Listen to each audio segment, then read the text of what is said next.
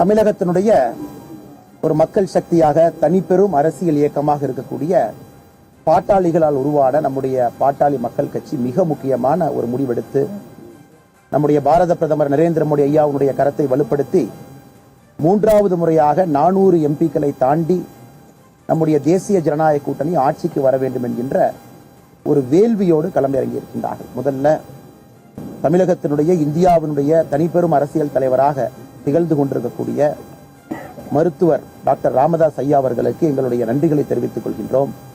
நம்முடைய பாரத பிரதமர் ஐயா நரேந்திர மோடி அவர்களுக்கு, அதற்கு முன்பு ஐயா அடல் பிகாரி வாஜ்பாய் அவர்களுக்கு, பாரதிய ஜனதா கட்சியினுடைய மூத்த தலைவர்களுடைய அன்பை முழுமையாக பெற்றிருக்கக்கூடிய அற்புதமான தலைவர் டாக்டர் ராமதாஸ் அவர்கள். ஐயா அவர்களுடைய கனவு தமிழகத்தில் நிறைய புரட்சிகரமான அரசியல் மாற்றத்தை கொண்டு வர வேண்டும் என்பது அவருடைய பெரிய கனவு. ஐயா யோசித்துக் கொண்டிருக்கக்கூடிய பல விஷயங்களை மோடி அவர்கள் இன்னைக்கு செயல்படுத்திட்டு இருக்காங்க இந்தியா முழுவதுமே.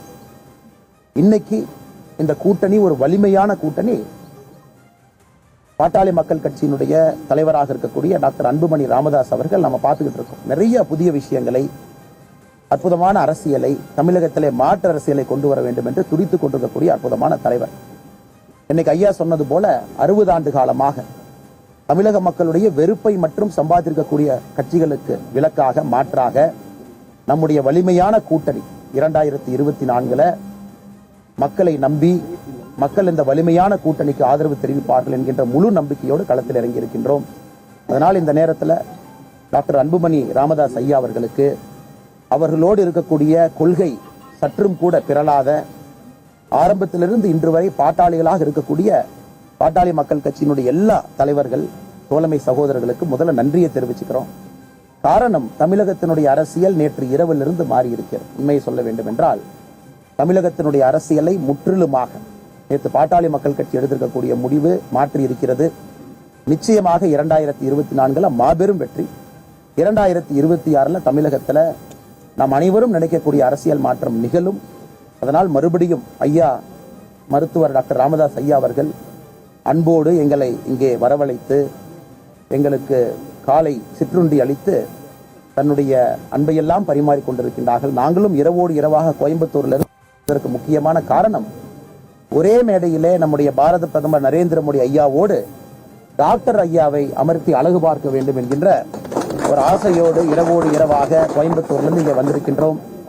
மருத்துவர் ஐயா டாக்டர் அன்புமணி ராமதாஸ் ஐயா இருவரும் தங்களோடு தெரிவித்துக்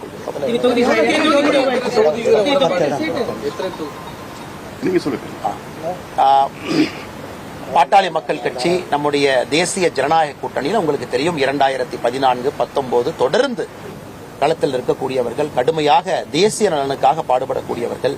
2024 பாராளுமன்ற தேர்தலில் தேசிய ஜனநாயக கூட்டணியில் தமிழகத்தில் நம்முடைய பாட்டாளி மக்கள் கட்சி 10 பாராளுமன்ற தொகுதியில் போட்டியிட இருக்கின்றார்கள். அதற்கான முடிவெடுக்கப்பட்டு ஐயா டாக்டர் ராமதாஸ் ஐயாவோடு ஒப்பந்தம் கூட கையெழுத்தாகி இருக்கிறது. தொகுதிகள் எல்லாமே சொல்லுவாங்க. இன்னைக்கு முக்கியமான நோக்கம், சேலத்துல மாநாடு நடக்குது, அதுக்காக வந்திருக்கோம். எல்லாமே தகுந்த நேரத்தில் சொல்லுவாங்க. ஐயா இன்னைக்கு நாம ஒரு அற்புதமான இடத்துல பயிற்சி பற்றை நடத்தி தமிழகத்திலே அரசியல் மாற்றம் கொடுக்கக்கூடிய அந்த அற்புதமான மண்ணில் நிற்கிறோம். அதனால வேறு எந்த அரசியலும் நாங்கள் பேச விரும்பவில்லை. காரணம், இந்த அரசியலே நீங்க பாக்குறீங்க, ஆக்கப்பூர்வமாக 60 ஆண்டு காலமாக மக்கள் எதிர்பார்க்கக்கூடிய அரசியல்.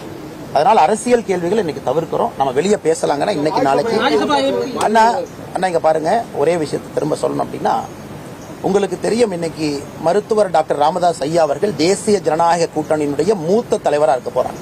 மூத்த தலைவரா அவருக்கு இருக்கக்கூடிய அனுபவம், ஆளுமை திறன், களத்தில் உழைத்திருக்கக்கூடிய கிடைத்திருக்கக்கூடிய அந்த அன்பு தேசிய ஜனநாயக கூட்டணிக்கு இந்திய அளவில் வலிமை சேர்க்கும். தயவு செஞ்சு நீங்க தமிழ்நாடுன்னு யாரும் பத்திரிகை நண்பர்கள் பார்க்காதீங்க, இந்திய அளவில் வலிமை சேர்க்க போகிறது. இப்படிப்பட்ட ஒரு தலைவர் நம்முடைய மண்ணிலிருந்து உருவாகியிருக்கிறாங்க. அந்த தலைவருக்கு முழு மரியாதை கொடுக்க வேண்டியது பாரதிய ஜனதா கட்சியினுடைய கடமை. முழு மரியாதை கொடுக்க வேண்டியது எங்களுடைய பொறுப்பு. அதெல்லாம் நம்முடைய பிரதமர் அவர்கள் பார்த்துக் கொள்வார்கள். திரும்ப நம்ம பேசுவோம். எல்லாம் பேசுவாங்க, நான் பேசுவேன். செய்திகளை உடனுக்குடனும் துல்லியமாகவும் தெரிந்து கொள்ள சப்ஸ்கிரைப் பண்ணுங்க.